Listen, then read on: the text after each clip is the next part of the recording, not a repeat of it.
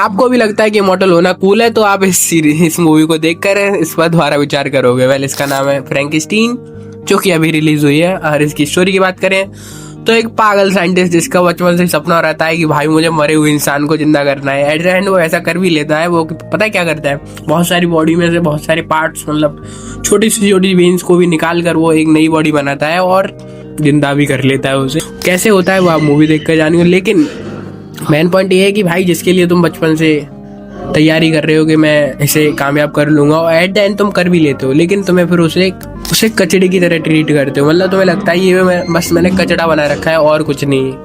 और इसी वजह से इस पूरी मूवी बनी है। अगर तुम्हारे अंदर बहुत सारा पेशेंस है तो तुम देख सकते हो। मूवी की स्टोरी बढ़िया है, बहुत सारी चीज़ें आपको नई सीखने को मिलेंगी। और तो कभी कभार तुम एक ही टाइम पर भाई गुस्सा भी करोगे और इमोशनल भी हो जाओगे कि ऐसा इसके साथ नहीं होना चाहिए। इसकी मतलब जो स्टोरी है वो 2 पार्ट में डिवाइडेड है। पहला जो दिखाता है वो हमारे विक्टर यानी कि साइंटिस्ट के परसेप्शन से दिखाता है, एंड देन जो सेकंड पार्ट है ना वो मॉन्स्टर यानी कि जो क्रिएचर बना रखता है ना उसके परसेप्शन से दिखाता है। कुछ कूल सीन्स भी देखने को मिलेंगे, आप समझ रहे हो मैं कौन से कूल सीन्स की बात कर रहा हूँ। लेकिन वैसा कुछ नहीं दिखता, मजे ले रहा हूँ।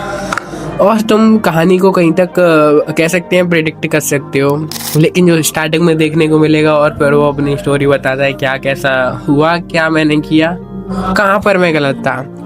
वेल, इसमें तुम मरने के लिए तरसोगे क्योंकि जो वो बनाता है जिस मॉन्स्टर को, वो मर ही नहीं सकता भाई। ये उसकी कूल एबिलिटी भी है और उसका तो जिंदगी का सबसे बड़ा दुख।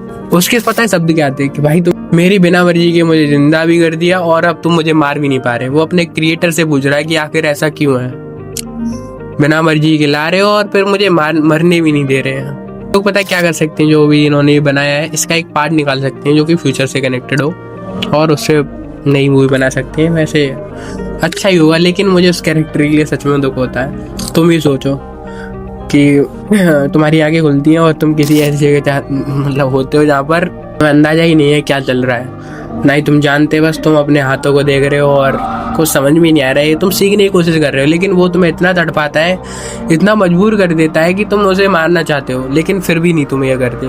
फिर वो उल्टा तुम्हें और मार देता है, समझ रहे हो। और तुम वहाँ से कैसे भी बचा जाते हो। पर तुम्हें किसी से अट्रैक्शन होता है कि भाई हाँ इसके संग में सही जी पाऊंगा, और वो कैरेक्टर फिर से आकर उसे ही मार देता है तुम्हारे सामने। इमॉर्टल होने की सबसे बुरी चीज ये है कि तुम उन लोगों को मरते हुए देखते हो जिन्हें तुम कभी चाहते थे।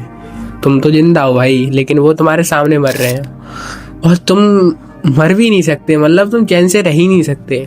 ये इसका मेन मोटिव रहा है मेरे अंदर से। वेल, मूवी बढ़िया थी, बस तुम पेशेंस के साथ देखना। एंड तक ये बहुत सारी चीज़ें सिखाती है। कुछ चीज़ मेरे समझ में आई है और कुछ ना आई, वो तुम लोग शायद सही से समझ पाओ। तो आज का रिव्यू बस यहीं ख़त्म करते हैं। आई होप आपको ये वीडियो बढ़िया लगे।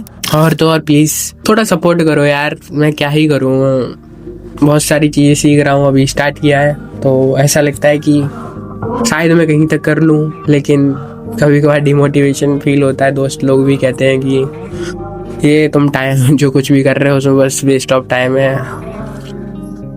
तो ठीक है भाई, सब्सक्राइब करना ना भूलें। आज के लिए बस इतना ही। आई होप आपको मस्त लगा हो। Bye bye.